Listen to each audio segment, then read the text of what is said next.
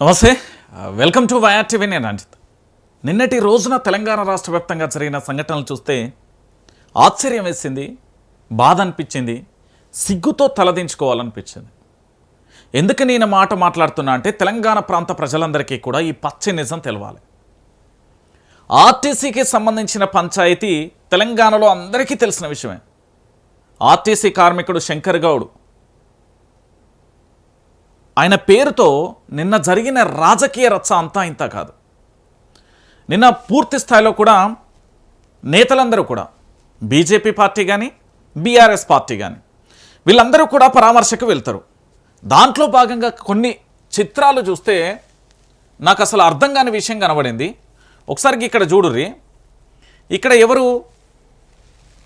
నర్సంపేటకు బయలుదేరిన శాసన మండలి ప్రతిపక్ష నేత సిరికొండ మధుసూదనాచారిని భువనగిరి వద్ద అడ్డుకొని అరెస్టు చేసిరు. ఇదొకటి క్లియర్ కట్.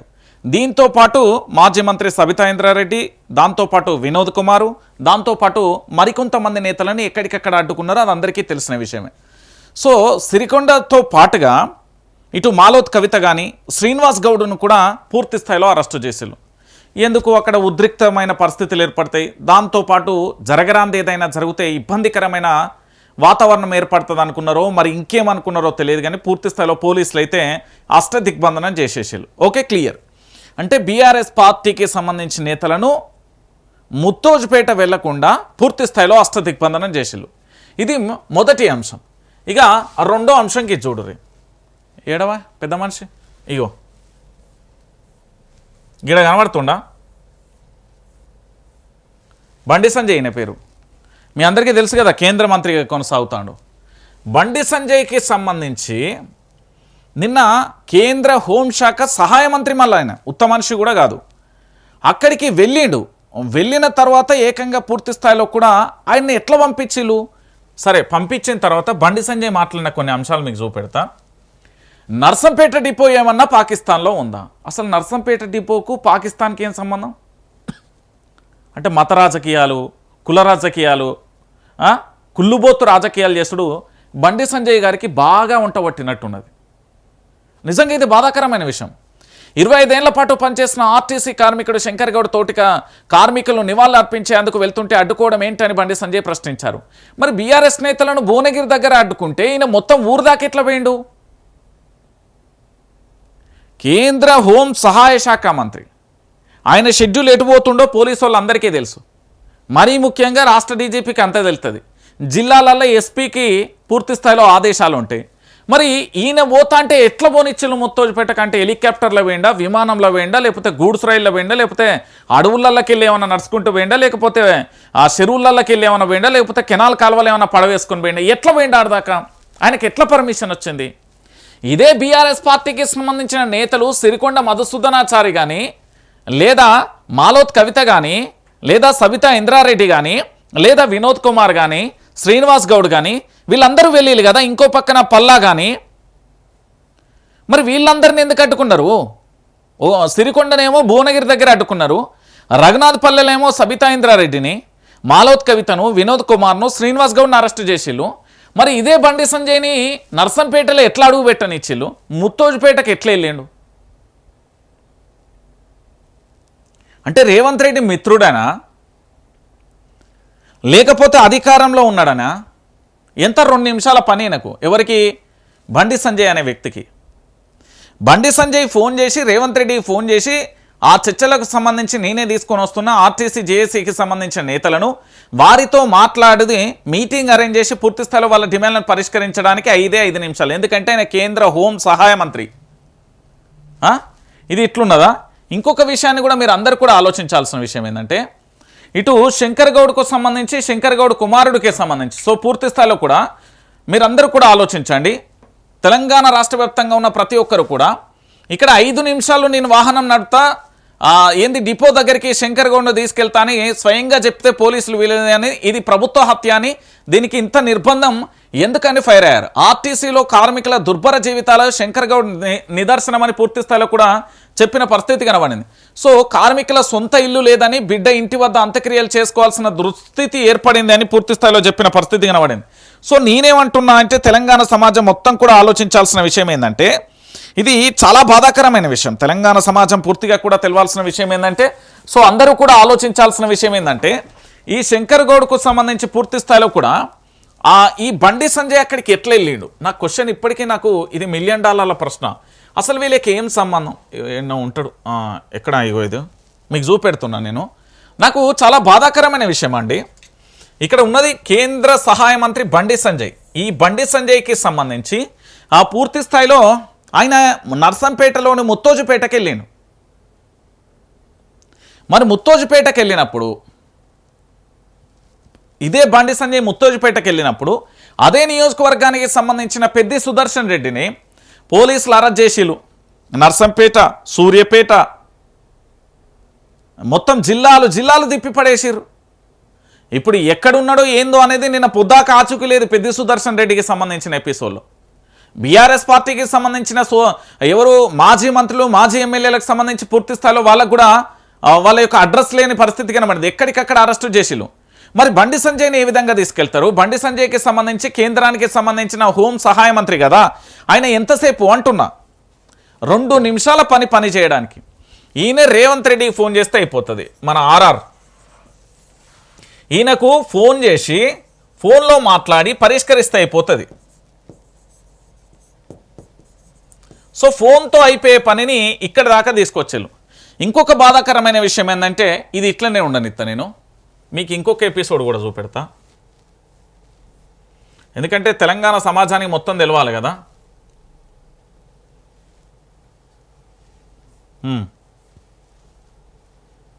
ఎందుకంటే రాష్ట్రంలో పరిస్థితి ఎంత అధ్వానంగా ఉందంటే,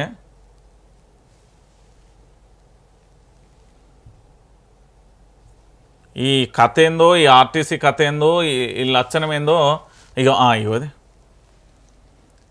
ఇక్కడ చూడరి, మళ్ళా చూడరి. నన్ను తప్పు వచ్చినా మంచిదే, కానీ ఇది తెలంగాణ సమాజానికి తెలవాలి. ఇదేంది?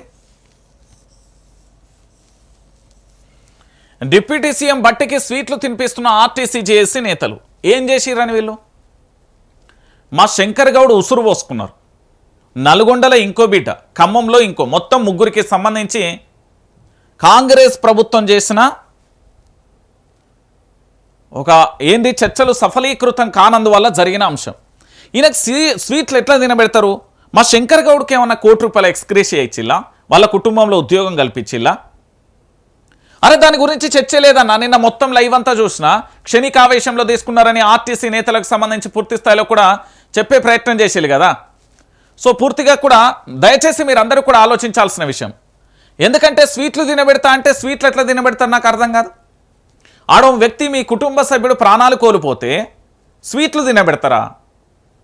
స్వీట్లు తినబెడతారా ఆర్టీసీ జేఏసీ నేతలు? ఆర్టీసీ నేతలు స్వీట్లు తినబెడతారా? ప్రభుత్వానికి సంబంధించి విలీన ప్రక్రియ ఏమైపోయింది? ప్రభుత్వానికి సంబంధించి విలీనం ఏం జరిగింది?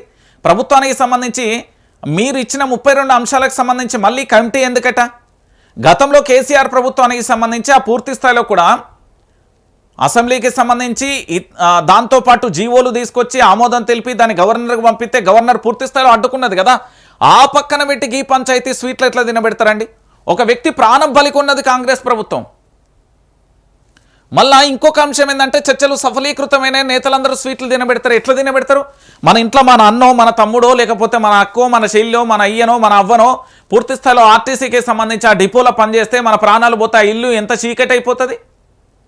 అది అందరికీ తెలిసిన విషయమే కదా. మరి ఈరోజు ఆయనకు వాళ్ళందరూ కన్నీటి పర్యతం అవుతుంటే వీళ్ళు స్వీట్లు ఎట్లా పంచుకుంటారు? పోనీ విలీనం చేసినామని ఏమన్నా జీవో తీసుకొచ్చిలా, గెజెట్ తీసుకొచ్చిలా 32 అంశాలకు సంబంధించి? ఈ ఆర్టీసీ నేతలంతా ఎట్లా అంటే 12 గంటలు కాదు, అది 24 గంటలు చర్చలు జరిగినా కూడా వీళ్ళ కుటుంబ సభ్యుడికి సంబంధించి ఏం న్యాయం చేసిలని దీని గురించి లేదు. ఇట్లున్నది. మీరే ఆలోచించండి తెలంగాణ సమాజం. ఇక ఇంకో పక్కన మిత్రుడు క్రిషాంక్ ఏడున్నాడు? క్రిషాంక్ ఏమైంది? క్రిషాంక్ ఏం పాపం చేసిండు? క్రిషాంక్ ప్రశ్నించడమే నేరం అయిపోయింది. క్రిషాంక్ ప్రశ్నిస్తే అదొక ప్రశ్నాస్త్రం.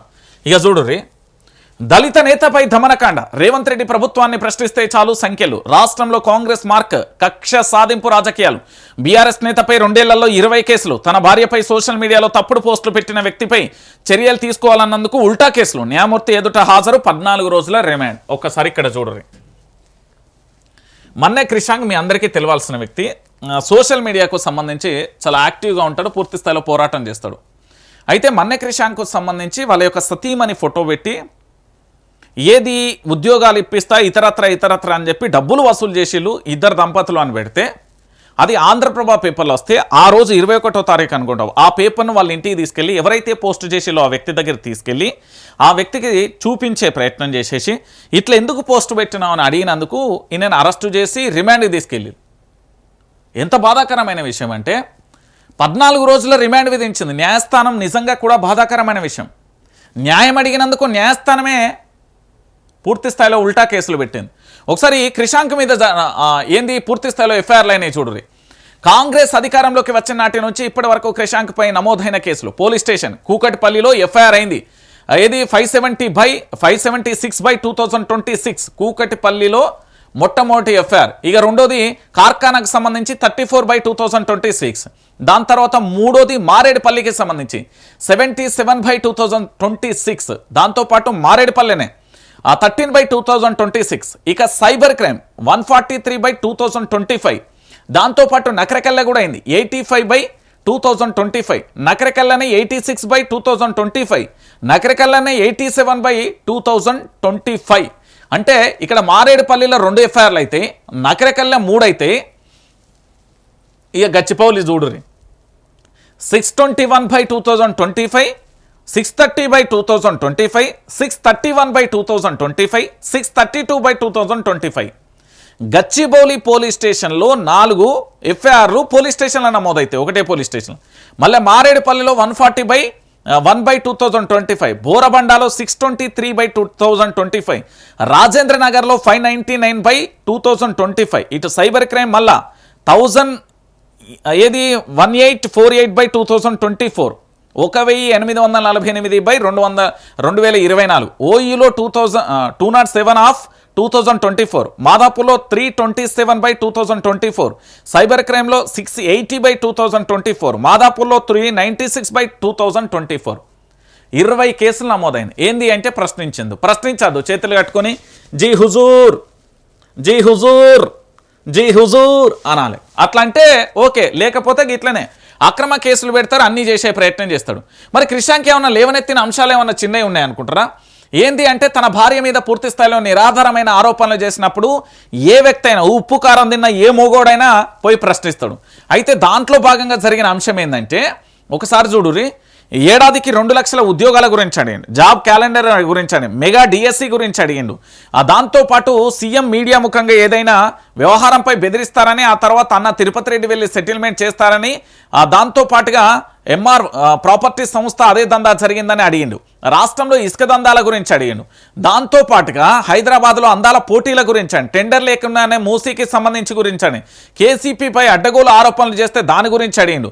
దాంతోపాటు మూసీ కానీ, సుంకిశాల కానీ, అమృత్ కానీ, మ్యాక్స్ బిన్ ఆధారాన్ని హెచ్సిలోని కంచె గురించి అడిగిండు.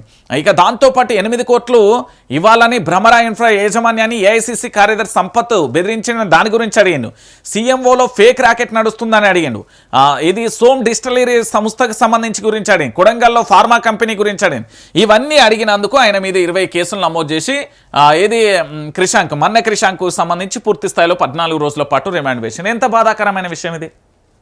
తనకు అన్యాయం జరిగిందని, తన సతీ మీద అసత్య ఆరోపణలు చేశారని పోయి అడిగినందుకు మన్నె క్రిషాంక్ను రిమాండ్ పంపించింది న్యాయస్థానం. వరవ్వ, న్యాయస్థానం ఎంత గౌరవం అంటే ఇప్పుడు ఈ న్యాయాన్ని చూస్తే నాకే బాధ అనిపిస్తుంది. న్యాయమా అన్యాయమా న్యాయస్థానం నిర్ణయించలేదు చూడు, అది బాధాకరమైన విషయం.